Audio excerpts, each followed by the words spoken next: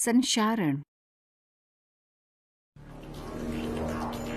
जब धातु की सतह हवा, जल या पर्यावरण में उपस्थित अन्य पदार्थों के संपर्क में आती है तो कहा जाता है कि ये संक्षारित हो गई है और इस घटना को संक्षारण के रूप में जाना जाता है।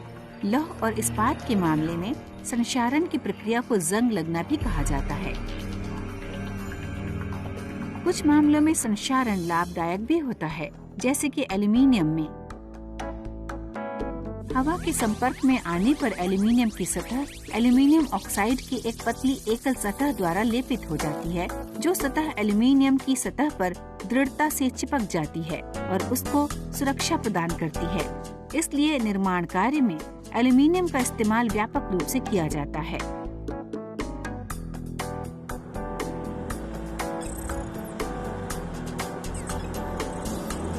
एल्यूमीनियम के समान क्रोमियम एक अन्य धातु है जो ऑक्साइड की परत के द्वारा संरक्षित रहती है। इसी प्रकार से आर्द्र हवा में तांबे की सतह पर कॉपर कार्बोनेट की हरे रंग की परत चढ़ जाती है। परंतु लोहे का संक्षारण मतलब जंग लगना एक गंभीर समस्या है।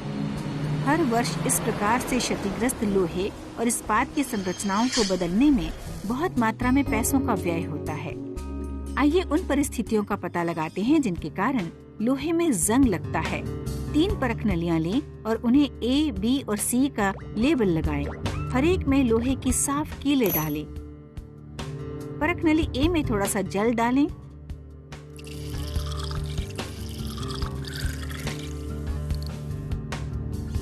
परख नली B में उबला हुआ आसुत जल और तेल की कुछ बूंदें डालें। यहाँ जल की सतह पर तेल एक पतली परत बनाता है जो कीलों को हवा के संपर्क में आने से रोकती हैं। अब परख नली को कॉर्क द्वारा कसकर बंद कर दें। परख नली C में थोड़ा सा निर्जल कैल्शियम क्लोराइड डालें और परख नली को कॉर्क द्वारा बंद कर दें। निर्जल कैल्शियम क्लोराइड परख नली से नमी को अवशोषित कर लेगा, जिसके कारण परख नली में उपस्थित हवा शुष्क हो जाती है। आप देखेंगे कि परख नली A में कीलों पर जंग लग जाती है, जबकि परख नली B और C में कीलों पर जंग नहीं लगती।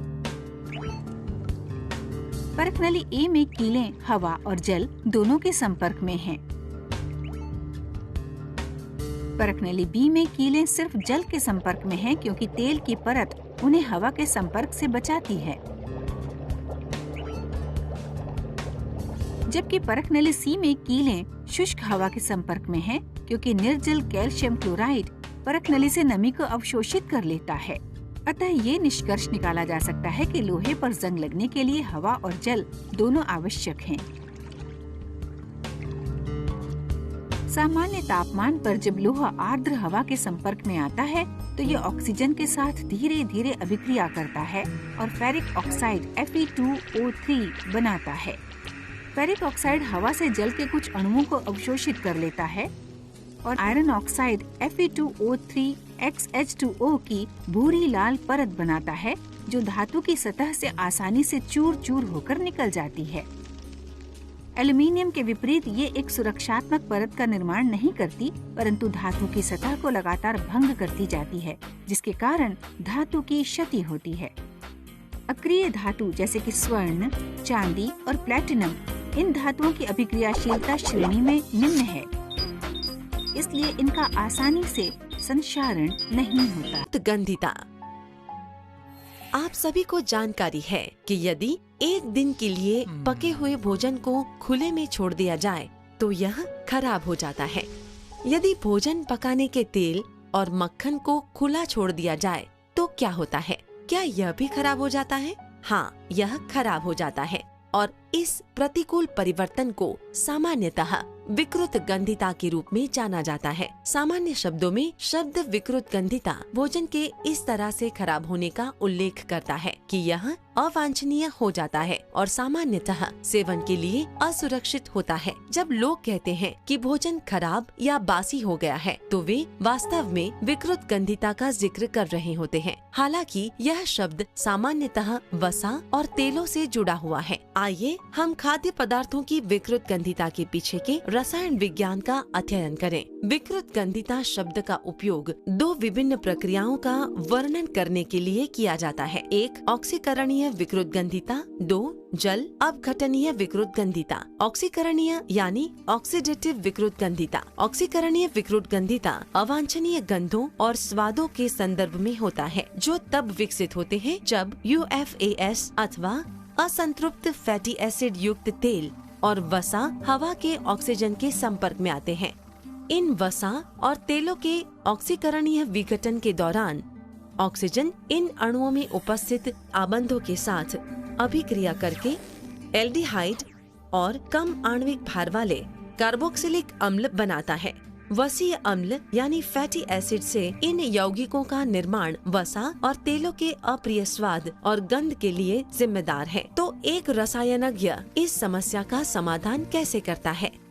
वह UFAS युक्त खाद्य पदार्थों के विनिर्माण और संवेष्टन के दौरान कुछ प्रतिऑक्सीकारक यानी एंटीऑक्सीडेंट रसायनों को मिलाता है।